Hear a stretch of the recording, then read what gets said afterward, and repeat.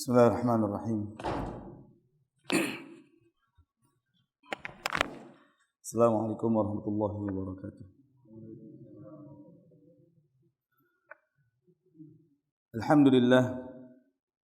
Alhamdulillahi hamdan katsiran tayyiban mubarakan fih. Mubarakan alaihi kama yuhibbu rabbuna wa yardah. Wa asyhadu an la ilaha illallah wahdahu la syarika lah. Wa asyhadu anna Muhammadan abduhu wa rasuluh alladzi la nabiyya wa la rasula ba'dah. Jamaah rahimani wa rahimakumullah. Kita lanjutkan pelajaran kita yang membahas tafsir dari juz amma, yang mana kita sedang membahas surah Al-Fatihah, dan pada pertemuan sebelumnya kita sudah masuk pertengahan dari surah Al-Fatihah ini, yaitu ayat yang keempat. Insyaallah kita lanjutkan pelajaran kita. Kita akan bacakan penjelasan atau tafsir dari ayat yang kelima surah Al-Fatihah ini, yang dijelaskan atau diberikan penjelasan oleh Syekh Al-Allamah Muhammad bin Shalih Al-Utsaimin rahimahullahu taala. Allah Subhanahu wa taala berfirman dalam ayat yang kelima ini, ihdinas siratal mustaqim. Ihdinas siratal mustaqim. Pada lafaz yang mulia ini, ayat yang mulia ini, ada dua cara baca.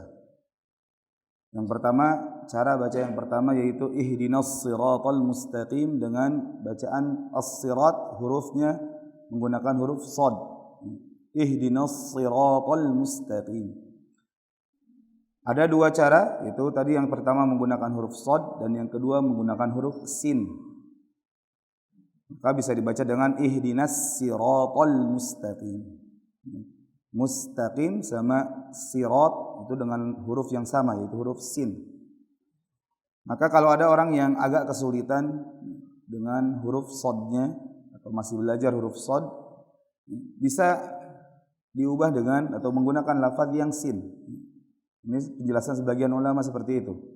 Karena kalau dia memaksakan huruf shad kemudian dia salah, malah lebih fatal kesalahannya. Misalkan kesalahannya ketika dia mengucapkan huruf shad tapi bacanya dengan huruf shin.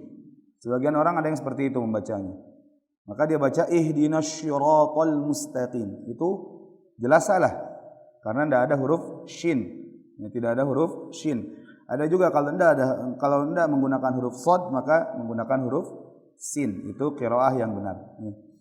Maka tadi kalau ada yang mengajarkan bacaan Al-Qur'an kemudian kita dapati yang kita ajarkan tadi, yang sedang belajar tadi adalah kesulitan mengucapkan huruf shad, dia mengubah menjadi huruf shin, maka lebih baik kalau diubahnya ke huruf sin karena itu sesuai dengan qiraah. Ihdinas siratal mustaqim artinya adalah tunjukilah kami wahai Allah kepada jalan yang lurus. Dalam lafaz yang mulia ini Allah Subhanahu wa taala mengajarkan kepada kita untuk senantiasa meminta kepada Allah. Pada ayat yang sebelumnya Allah Subhanahu wa taala berfirman, iyyaka na'budu wa iyyaka nasta'in. Hanya kepada Engkau wahai Allah kami beribadah dan hanya kepada Engkau kami memohon pertolongan. Dan salah satu permohonan pertolongan yang kita minta dalam ayat yang mulia ini yaitu kita minta ditunjukkan kepada jalan yang lurus. Kita minta hidayah pada ayat yang mulia ini. Yang mana kata para ulama, hidayatu nau'an, al-hidayatu nau'an. Hidayah itu ada dua macam. Dan ini nanti disebutkan dalam faidah ayat yang mulia ini. Ya. Sedangkan as-siratal mustaqim, as-siratal mustaqim, as-sirat itu adalah artinya tariq, jalan. Dan kata Syekh Utsaimin menyebutkan atau beliau berkata, ahlul lughah berkata, ahli bahasa berkata, as-siratu la yutlaqu 'ala at-tariqi illa idza kana wasi'an. Tidaklah sirat itu diartikan menjadi tariq, jalan, kecuali kalau jalannya itu jalan yang luas. Artinya as-siratal mustaqim artinya adalah kita minta petunjuk kepada Allah Subhanahu wa taala untuk ditunjuki jalan yang luas lagi lurus. Ada jalan yang lurus tapi sempit jalannya. Kita mendapati kesulitan ketika melewati jalan tersebut. Akan tetapi ya, kalau jalannya itu adalah jalan yang luas, lurus dan luas, maka sangat-sangat mudah sekali untuk kita ya lalui jalan tersebut. Maka jalan yang seperti itulah yang kita minta, jalan yang luas lagi lurus.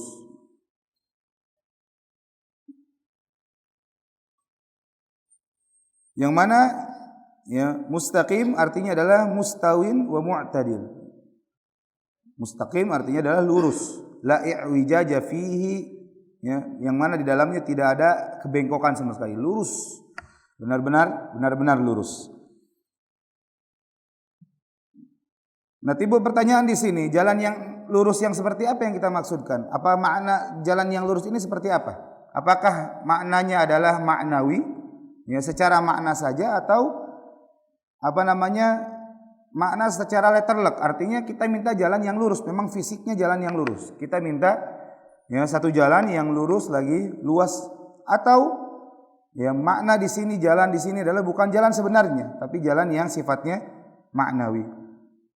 Maka kata Syekh Utsaimin, as-siratal mustaqim huwa ma'nawiyyun wa bayanuhu ma yalih. Jalan yang lurus adalah ya, atau siratal mustaqim adalah sifatnya maknawi. Yang kita minta bukan fisik jalan yang lurus secara fisik bukan. Ya, seperti jalan tol gitu bukan. Bukan jalan yang seperti yang kita mintai, karena di situ hanya manfaatnya pada satu sisi saja.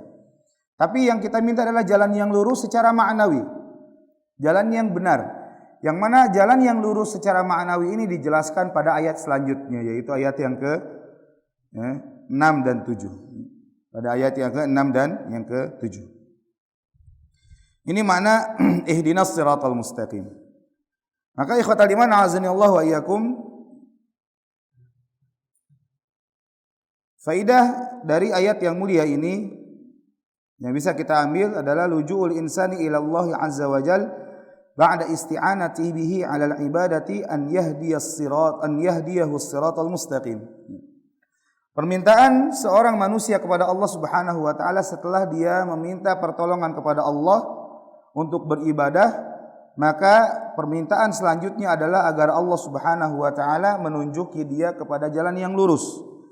Li'annahu la budda fil ibadati minan ikhlasin yadullu alaihi qauluhu ta'ala iyyaka na'budu. Yang mana dalam sebuah ibadah, dalam sebuah peribadahan tidak harus di dalamnya terdapat ikhlas, terdapat keikhlasan. Dan ini ditunjukkan kepada atau dalam lafaz firman Allah Subhanahu wa taala iyyaka na'budu, hanya kepada Engkau kami beribadah, atau kami beribadah hanya kepada Engkau. Tidaklah kami beribadah kecuali hanya kepada Engkau wahai Allah Subhanahu wa taala. Ini adalah bentuk keikhlasan. Ini adalah bentuk ya memurnikan ibadah kita hanya kepada Allah Subhanahu wa taala. Dan juga ditunjukkan pada firman Allah lanjutannya, wa iyyaka nasta'in, dan hanya kepada Engkau wahai Allah kami memohon pertolongan. Tidaklah kami memohon pertolongan kecuali hanya kepada Engkau wahai Allah Subhanahu wa taala. Ini syarat ibadah yang pertama, yaitu harus ikhlas, dan ini ditunjukkan oleh Allah Subhanahu wa taala, diperintahkan oleh Allah Subhanahu wa taala ya dengan lafaz iyyaka na'budu wa iyyaka nasta'in. Kita memurnikan ibadah kita memurnikan isti'anah kita, permohonan pertolongan kita hanya kepada Allah Subhanahu wa taala. Kita tidak beribadah kecuali hanya kepada Allah, kita tidak meminta pertolongan kecuali kepada Allah Subhanahu wa taala. Ini bentuk yang pertama atau syarat ibadah yang pertama, yaitu harus didasari dengan keikhlasan. Kemudian yang kedua yaitu ittiba' lisyariah. Syarat yang kedua yaitu harus mengikuti syariat atau ajaran yang dibawa oleh Rasulullah sallallahu alaihi wasallam. Oleh karena itu Allah Subhanahu wa taala berfirman, ihdinas siratal mustaqim. Tunjukilah kami wahai Allah jalan yang lurus. Jalan yang lurus ini adalah apa?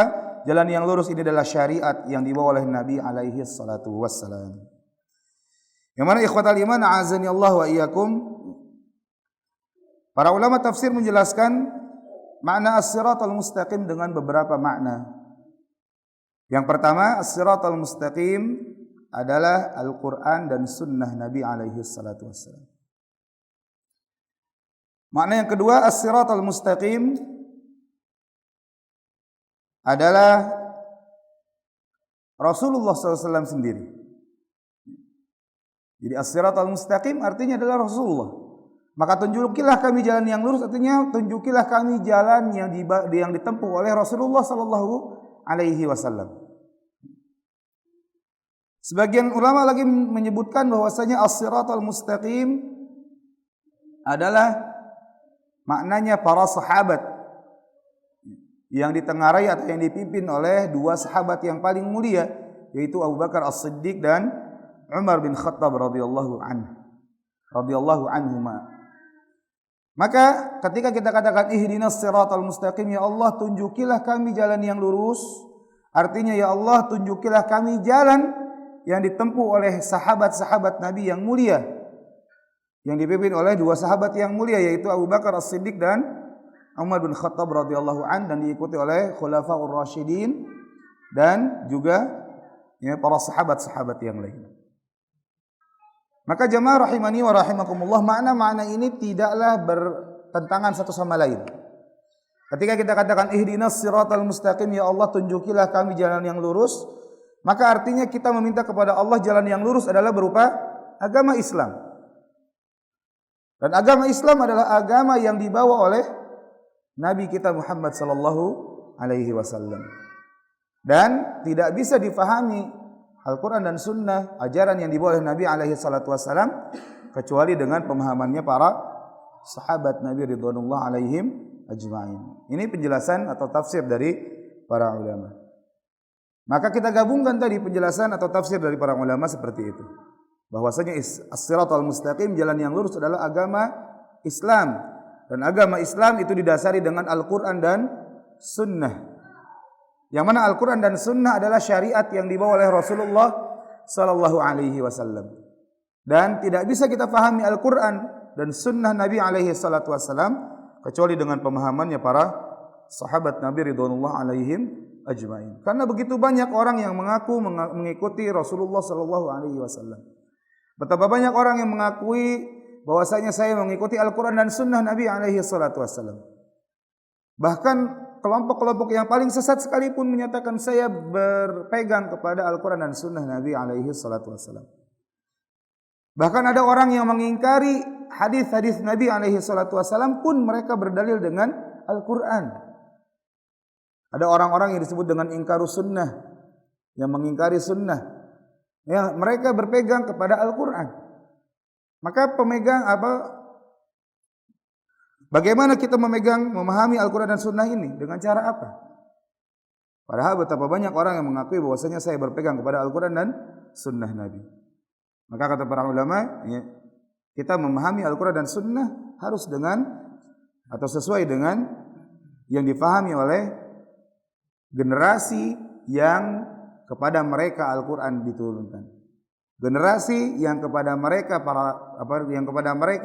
Nabi alaihi salatu wasallam diutus, yaitu para sahabat Nabi ridwanullah alaihim ajma'in. Dan betapa banyak ayat-ayat dan juga hadis yang menjelaskan tentang hal tersebut.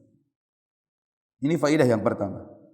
Faidah yang kedua, balaghatul Quran haitsu hudhifa harful jar min ihdina, ya.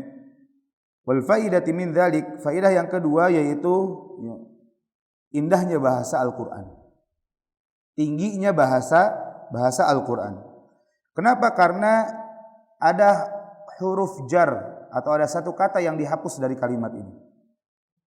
Harusnya ketika menyebutkan lafaz ihdina, maka di situ harus ada lafaz huruf jar, yaitu menggunakan lafaz ila. Harusnya ihdina ilas siratil mustaqim. Tunjukilah kami ke itu bahasa Arabnya adalah ila.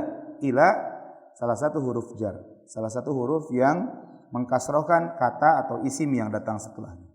Harusnya ihdina ilas siratil mustaqim. Tapi dalam ayat ini lafaz ilanya dihapus. Huruf jarnya dihapus berubah menjadi ihdinas siratal mustaqim.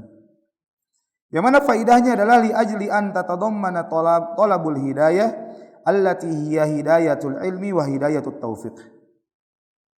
Lafaz ila dihapus agar menunjukkan bahwasanya petunjuk yang kita minta itu mencakup dua jenis petunjuk.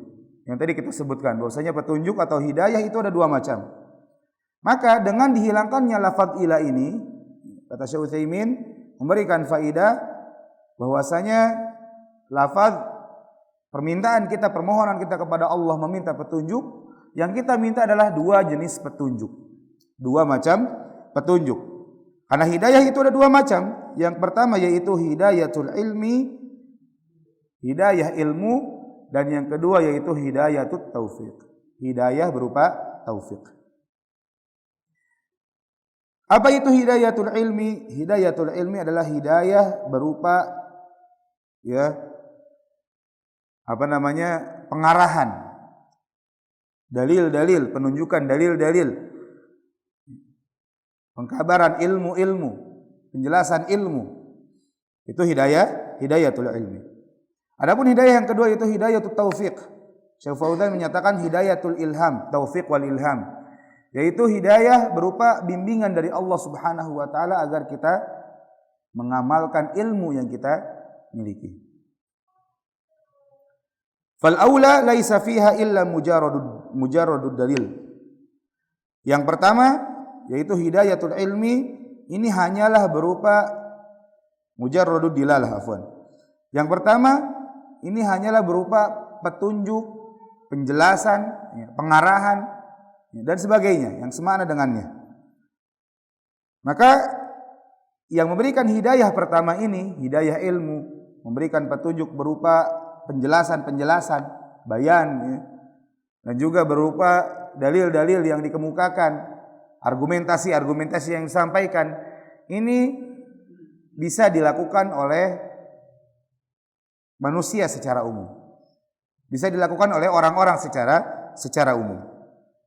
Sebagaimana inilah tujuan atau petunjuk yang merupakan sifat dari Al-Qur'an yang Allah Subhanahu wa taala turunkan. Allah Subhanahu wa taala berfirman dalam surah Al-Baqarah ayat 185. Al-Baqarah ayat 185, Allah berfirman, "Syahrul Ramadan alladzi unzila fihi al-Qur'an." Pada bulan Ramadan atau bulan Ramadan adalah bulan di mana diturunkannya Al-Qur'an. Sebagai apa? Hudal linnas, ya, sebagai huda atau sebagai hidayah, petunjuk bagi manusia. Petunjuk apa di sini? Petunjuk berupa ilmu. Petunjuk berupa argumentasi. Maksudnya Al-Quran Allah turunkan untuk memberikan petunjuk bagi manusia. Sebagai ilmu yang harus dipegang oleh manusia. Sebagai ilmu yang harus diikuti oleh manusia. Sebagai argumentasi yang Allah Subhanahu wa taala turunkan bagi manusia. Ini fungsi Al-Quran. Demikian pula firman Allah Subhanahu wa taala, "Dzalikal kitabu la raiba fihi hudal lil muttaqin." Surah Al-Baqarah ayat yang kedua Allah berfirman, itulah kitab yang tidak ada keraguan sedikit pun di dalamnya sebagai petunjuk bagi orang-orang yang bertakwa. Sebagai hidayah bagi orang-orang yang bertakwa. Apa ini hidayahnya? Hidayatul ilmi, hidayatul irsyad, hidayatul dilalah.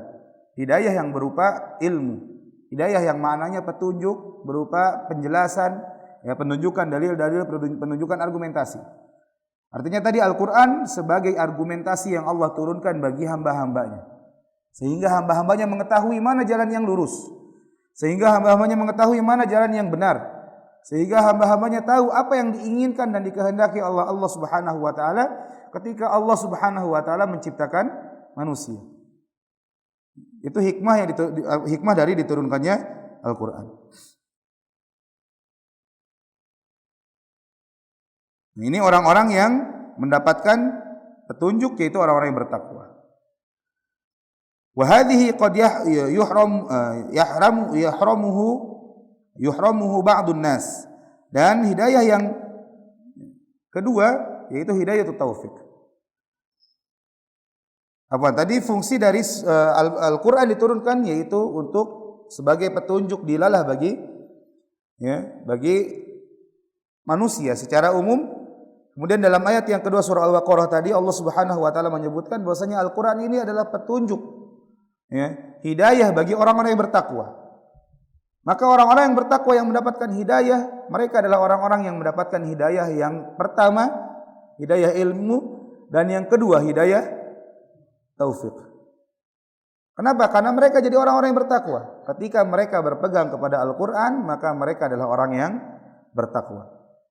Dan orang yang bertakwa adalah orang yang mendapatkan hidayah yang kedua, yaitu hidayah taufik.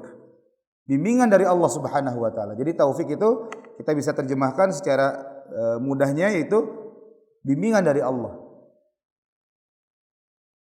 Karena betapa banyak orang yang mendapatkan hidayah yang pertama yaitu hidayah ilmu, tapi dia tidak mendapatkan hidayah taufik. Tidak mendapatkan hidayah taufik, tidak mendapatkan hidayah bimbingan dari Allah Subhanahu wa taala untuk mengamalkan ilmu yang dia miliki.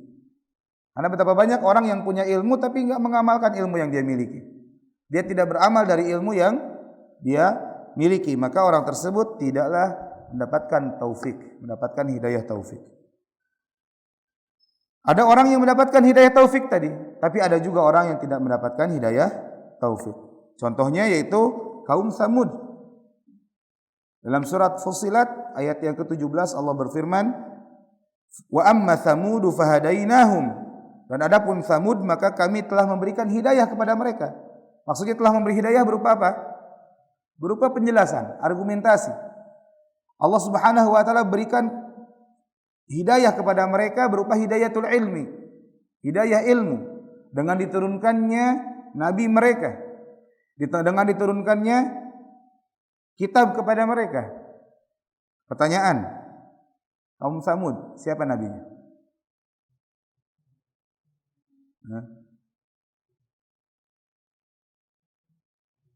Siapa? Saleh. Ya. Tsamud kaumnya Nabi Saleh. Maka dengan diutusnya Nabi Saleh ke tengah mereka, ini menunjukkan bahwasanya ya, Allah Subhanahu wa taala telah memberikan hidayah kepada mereka. Tapi hidayahnya baru hidayah yang pertama. Hidayah yang pertama yaitu hidayah ilmu.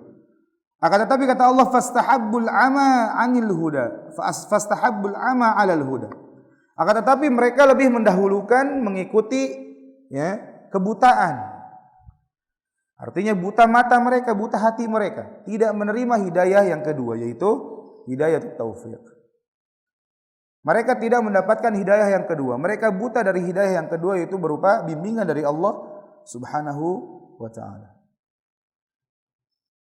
Makanya kata Syekh Utsaimin, "Ay bayyana lahumul haqq wa dalalnahum alaihi walakinnahum lam yuwaffaqu." Mereka sudah diberikan petunjuk oleh Allah Subhanahu wa taala. Mereka sudah diberikan ilmu penjelasan oleh Allah Subhanahu wa taala, akan tetapi mereka tidak mendapatkan taufik. Karena kita tahu akhir dari kaum Tsamud adalah siksaan. Allah siksa mereka karena sebab pengingkaran mereka terhadap ajaran yang dibawa oleh ya, nabi mereka. Maka ikhwatal iman azanillahu wa iyyakum, untuk jenis hidayah yang pertama, tadi sekali lagi, hidayah yang pertama itu bisa diberikan oleh ya baik Allah berikan atau bisa menjelaskan memberikan ilmu yaitu oleh ya, semua orang, siapapun dia bisa memberikan hidayah yang pertama. Bisa menjelaskan ilmu, bisa memberikan argumentasi, bisa membawakan dalil dari Al-Qur'an dan sunnah Nabi alaihi salatu wassalam. Makanya Allah Subhanahu wa taala berfirman ya, berfirman kepada Nabi alaihi salatu wasallam dalam surah Asy-Syura ayat yang ke-52 Allah berfirman, "Wa innaka latahdi ila siratim mustaqim." Dan sesungguhnya engkau wahai Muhammad sungguh bisa memberikan petunjuk, sungguh engkau memberikan petunjuk, memberikan hidayah kepada jalan yang lurus. Nabi Muhammad SAW Allah sifati bisa memberikan hidayah kepada jalan yang lurus. Bisa menjelaskan jalan yang lurus itu apa? Menjelaskan dalil-dalil dari Al-Qur'an dan juga dari hadis beliau sallallahu alaihi wasallam. Dan ini juga berlaku kepada semua manusia. Para dai bisa berdakwah, menjelaskan petunjuk yang pertama yaitu hidayatul ilmi. Demikian pula kita semua bisa menjelaskan apa yang kita miliki, yang kita fahami kepada orang lain. Maka itu adalah artinya atau maknanya, hakikatnya dia sudah memberikan hidayah kepada orang lain. Ya. Makanya Nabi SAW bersabda kepada Ali bin Abi Thalib, ya, la an yahdiyaka bika rajulun wahid khairun laka min humurin na'am, atau kama qala Rasulullah. Sesungguhnya, ya, ketika seseorang mendapatkan petunjuk yang kedua karena sebab engkau, itu lebih baik daripada, ya, engkau mendapatkan humurun na'am, mendapatkan, ya, harta yang paling mahal. Itu artinya onta merah. Onta merah di situ menggambarkan harta yang paling mahal saat itu. Kendaraan yang paling mewah. Apa kendaraan yang paling mewah sekarang? Lambo, ya. Lambo lah, ya, atau yang semisal dengan. Mendapatkan Lambo kalah oleh ketika seseorang mendapatkan petunjuk dari Allah Subhanahu wa taala karena sebab ilmu yang kita jelaskan.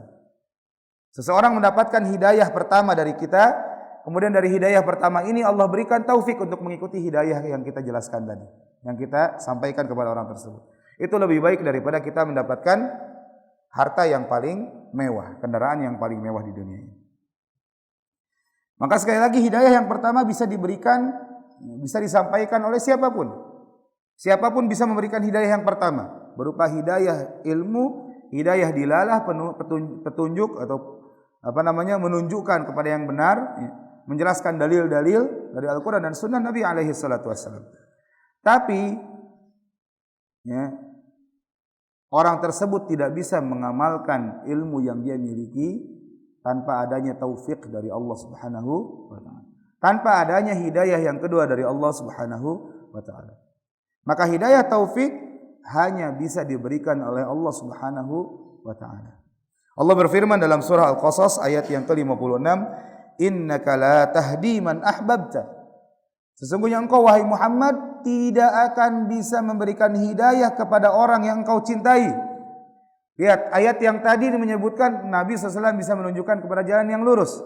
Tapi dalam surah Al-Qasas ayat 56 ini Allah berfirman, sesungguhnya engkau wahai Muhammad tidak bisa memberikan hidayah kepada orang yang engkau cintai. Sebagian ulama menjelaskan ayat ini, ya, terkait dengan apa yang dilakukan oleh Nabi alaihi salatu wasallam terhadap paman beliau, yaitu Abu Thalib. Ketika Abu Thalib, ya, sudah mencapai atau sudah sampai ke saat sakaratul maut, maka Nabi alaihi salatu wasallam bergegas untuk mendatangi kediamannya Abu Thalib untuk membimbing Abu Thalib agar Abu Thalib bisa mengucapkan la ilaha illallah, untuk bisa masuk Islam. Akan tetapi ternyata di dalam kediamannya Abu Thalib ini, ya, didapati kaum Quraisy, ya, petinggi-petinggi Quraisy sudah berada di situ juga. Mereka juga enggan kalau didatangi, Abu Thalib didatangi oleh Nabi Muhammad, dan akhirnya Abu Thalib ikut kepada ajarannya Nabi Muhammad, masuk Islam. Maka, ya, Nabi SAW bersemangat untuk mengajak Abu Thalib masuk Islam. Di akhir hayatnya pun orang-orang musyrikin juga bersemangat untuk tetap menjaga agamanya Abu Thalib, menjaga agar Abu Thalib tetap istiqomah di atas agamanya. Istiqomah di atas keburukan artinya, ya. Maka, ya, Nabi alaihi salatu wasallam bersabda kepada Abu Thalib, "Ya ammi, wahai ammi, katakan la ilaha illallah yang akan menjadi hujjah, yang akan menjadi argumentasi yang aku pegang di hadapan Allah untuk membela engkau."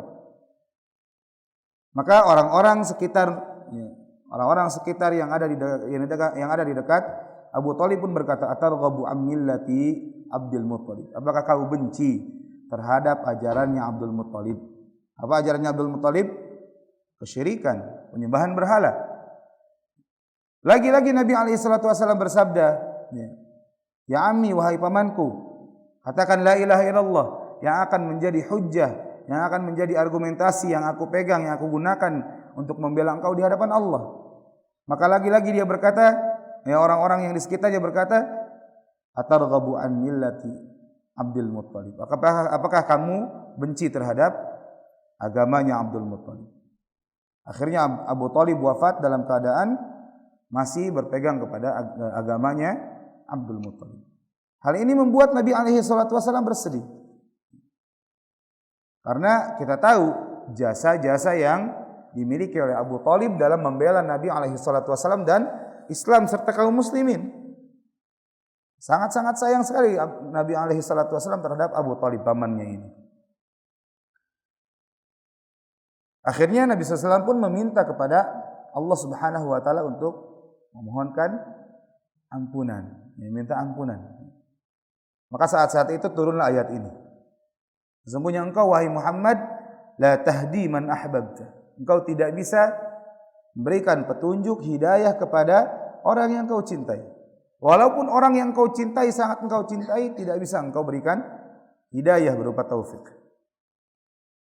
Dia tidak akan mengikuti kebenaran kecuali kata Allah walakinallaha yahdi may yasha. Kecuali akan tetapi hanya Allah Subhanahu wa taala saja yang memberikan hidayah, petunjuk, taufik kepada orang yang Allah kehendaki saja.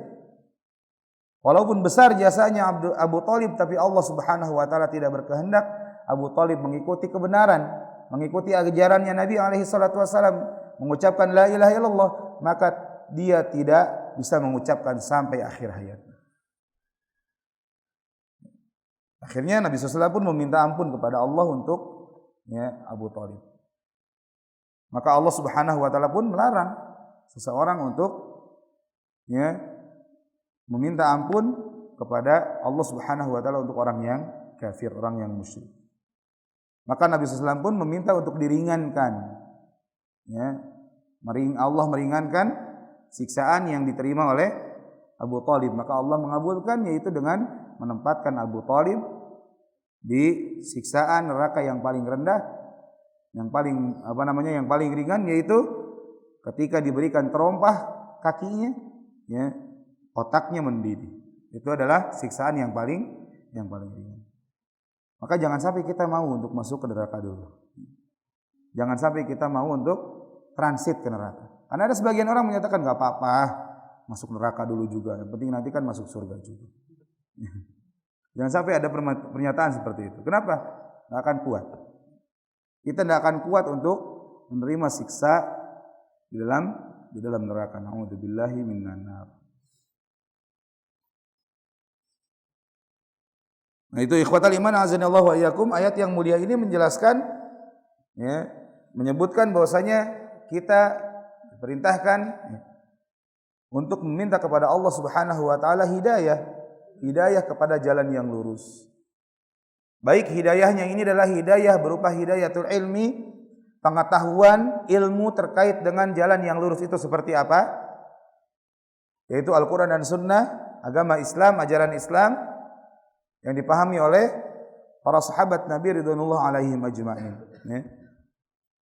Itu hidayah yang selalu kita minta. Ilmu berupa hidayah ilmu berupa jalan yang lurus ini. Pun kita minta, dan ini tidak kalah penting, bahkan paling penting, yaitu kita minta taufik dari Allah Subhanahu wa taala. Setelah kita tahu jalan yang lurus, setelah kita tahu agama Islam ini seperti apa, ajaran Islam itu seperti apa, maka kita minta kepada Allah Subhanahu wa taala taufik. Hidayah taufik, bimbingan dari Allah sehingga kita bisa beramal, mengamalkan ajaran agama Islam ini sesuai dengan apa yang Allah Subhanahu wa taala kehendaki. Ini faidah yang kedua. Faidah yang ketiga, min fawaidil ayah anna as-sirata yanqasimu ila qismain. Bahwasanya jalan itu terbagi menjadi dua macam. Yang pertama mustaqim, jalan yang lurus. Yang kedua mu'awwaj, jalan yang bengkok. Fama kana muwafiqan lil haqqi fahuwa mustaqim. Maka seluruh amalan atau seluruh ajaran yang sesuai dengan kebenaran, seluruh jalan yang sesuai dengan kebenaran, maka itu adalah jalan yang lurus. Makanya Allah Subhanahu wa taala berfirman dalam surah Al-An'am ayat 153, "Wa anna hadza sirati mustaqiman fattabi'uh." Dan bahwasanya ini adalah jalanku yang lurus, maka ikutilah jalan itu. Jadi yang sesuai dengan al-haq, kebenaran, sesuai dengan Al-Quran dan Sunnah, maka ketahuilah jalan itu adalah jalan yang lurus. Wa ma kana mukhalifan fahuwa mu'awwajun, dan ajaran atau jalan yang tidak sesuai dengan al-haq tadi, tidak sesuai dengan Al-Qur'an dan Sunnah, maka ya ajaran tersebut, jalan tersebut bukan jalan yang lurus. Ikhwatal iman azani Allah wa iyyakum, itulah tafsir dari ayat yang ke-5 dari surah Al-Fatihah. Kita lanjut ayat yang ke-6 ya, secukupnya insyaallah ya, sesampainya. Allah berfirman, Siratal ladzina an'amta 'alaihim. Allah berfirman dalam ayat yang ke-6, Siratal ladzina an'amta 'alaihim. Tadi kita sebutkan bahwasanya siratal mustaqim ini adalah maknanya sifatnya maknawi. Artinya siratal mustaqim ini adalah maknawi, bukan jalan yang hakiki, ya, bukan jalan berupa fisik jalan seperti itu. Tapi maknanya sifatnya maknawi, yang mana maknanya itu dijelaskan pada ayat selanjutnya. Apa itu siratal mustaqim? Siratal mustaqim adalah siratal ladzina an'amta 'alaihim. Siratal mustaqim adalah jalannya orang-orang yang engkau telah beri nikmat kepada mereka. Jalan yang kita inginkan, jalan yang kita harapkan, jalan yang senantiasa kita minta minimal 17 kali dalam sehari semalam, yaitu jalan orang-orang yang telah Allah berikan kepada mereka nikmat. Kita enggak butuh kepada jalan orang-orang yang enggak jelas.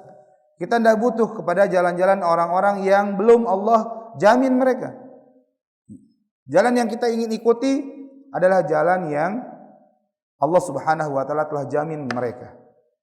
Allah telah jamin kebaikan bagi mereka. Allah telah jamin ya bahwasanya mereka sudah mendapatkan kenikmatan. Walladzina an'ama Allahu 'alaihim minal madhkurun humul madhkuruna fi qoulihi ta'ala. Siapa orang-orang yang mendapatkan kenikmatan? Siapa orang-orang yang telah diberikan kenikmatan oleh Allah Subhanahu wa taala? Mereka adalah orang-orang yang disebutkan dalam firman Allah dalam surah An-Nisa ayat 69. Maka sebagian ulama menyatakan surah An-Nisa ayat 69 ini adalah tafsir, penjelasan ya dari ayat yang ke-6 surah Al-Fatihah ini. Siapa mereka? Allah berfirman, "Wa may yuti'illaha war rasul faulaika ma'al ladzina an'ama Allahu 'alaihim." Barang siapa yang taat kepada Allah dan Rasul, maka merekalah orang-orang yang bersama dengan orang-orang yang telah Allah beri nikmat kepada mereka. Minan nabiyyin. Golongan yang pertama orang-orang yang mendapatkan nikmat adalah para nabi.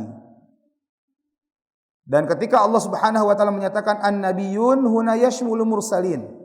Ketika Allah menyebutkan ya lafaz an-nabiyyun, para nabi, maka di situ mencakup para rasul.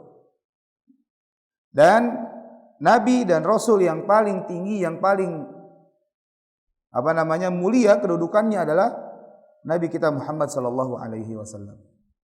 Manusia yang paling baik, yang paling mulia itu Nabi Muhammad sallallahu alaihi wasallam. Bahkan bukan hanya di kalangan manusia secara umum, di kalangan para nabi yang mana mereka adalah orang-orang yang paling mulia, Nabi Muhammad SAW adalah yang paling agung dan yang paling mulia. Baru setelahnya di bawah Nabi siapa? Ulul azmi. Siapa ulul azmi? Ya, nabi-nabi yang mendapatkan ujian paling berat di antara nabi-nabi yang lain. Siapa aja? Nabi pertama, Nabi Nuh. Yang kedua, Ibrahim. Yang ketiga, Musa. Yang keempat, Nabi Isa. Yang kelima, Nabi kita Muhammad sallallahu alaihi wasallam. Maka Nabi Muhammad SAW adalah manusia yang paling mulia, nabi yang paling mulia. Beliau pun termasuk kepada ulul azmi yang mana mereka adalah nabi-nabi yang paling mulia. Baru setelah ulul azmi, di bawahnya derajatnya itu para rasul. Pun di situ termasuk nabi kita Muhammad sallallahu alaihi wasallam. Baru di bawahnya para nabi. Pertanyaannya, apa bedanya rasul dan nabi?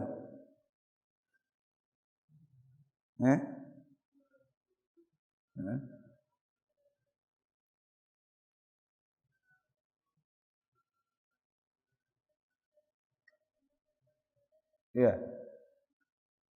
Nabi adalah orang yang diutus tapi tidak membawa ajaran baru. Kalau Rasul Orang yang diutus membawa ajaran baru atau syariat yang baru atau menyempurnakan syariat sebelumnya. Iya. Ini sebagian definisi dari sebagian para ulama. Bahwasanya nabi adalah ya seorang lelaki yang diutus ya. Seorang lelaki yang diutus dengan membawa ajaran nabi sebelumnya atau rasul sebelumnya. Jadi mengajarkan ajarannya nabi atau rasul sebelumnya. Jadi enggak bawa ajaran baru, enggak bawa syariat baru, enggak bawa kitab baru. Itu nabi. Adapun rasul adalah seorang lelaki yang diutus dengan membawa syariat yang baru atau membawa syariat yang menyempurnakan syariat sebelumnya. Ini pendapat sebagian ulama, ya definisinya seperti itu. Ada juga yang menjelaskan bahwasanya nabi adalah seorang lelaki yang diberikan wahyu dan tidak diperintahkan untuk menyampaikan kepada umatnya. Sedangkan rasul adalah seorang lelaki yang mendapatkan wahyu dan ya diperintahkan untuk menyampaikan kepada umatnya. Baik dengan ajaran yang baru maupun ajaran yang sudah ada sebelumnya. Ala kulli hal itulah nabi dan rasul. Jadi seluruh rasul adalah nabi, tapi tidak seluruh nabi rasul. Tidak semua nabi mereka adalah rasul. Makanya para rasul di atasnya para nabi kedudukannya. Ini kelompok yang pertama. Kelompok yang kedua, as-siddiqin. Orang-orang yang siddiq. Siapa orang-orang yang siddiq? Yaitu mereka yang senantiasa membenarkan petunjuk, yang senantiasa membenarkan kabar yang dibawa oleh para nabinya.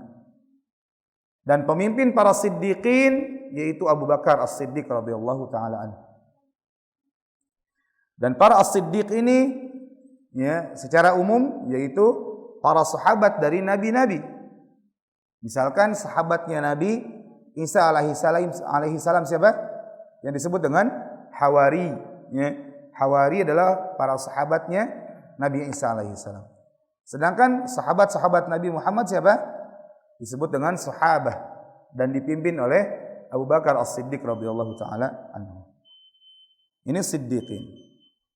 Selanjutnya syuhada dan selanjutnya insyaallah kita akan jelaskan ya, lagi lebih detail di pertemuan selanjutnya karena sudah masuk waktu Isya kita cukupkan. Sebelum ditutup ada yang ditanyakan? Atau kalau ada yang ditanyakan nanti disimpan untuk pertemuan selanjutnya insyaallah Senin depan. Hadanallahu wa iyyakum ajmain. Kita tutup dengan doa kafaratul majlis. Subhanakallahumma bihamdika asyhadu an la ilaha illa anta astaghfiruka wa atubu ilaik. Wa akhiru da'wana alhamdulillahi rabbil alamin. Assalamualaikum warahmatullahi wabarakatuh.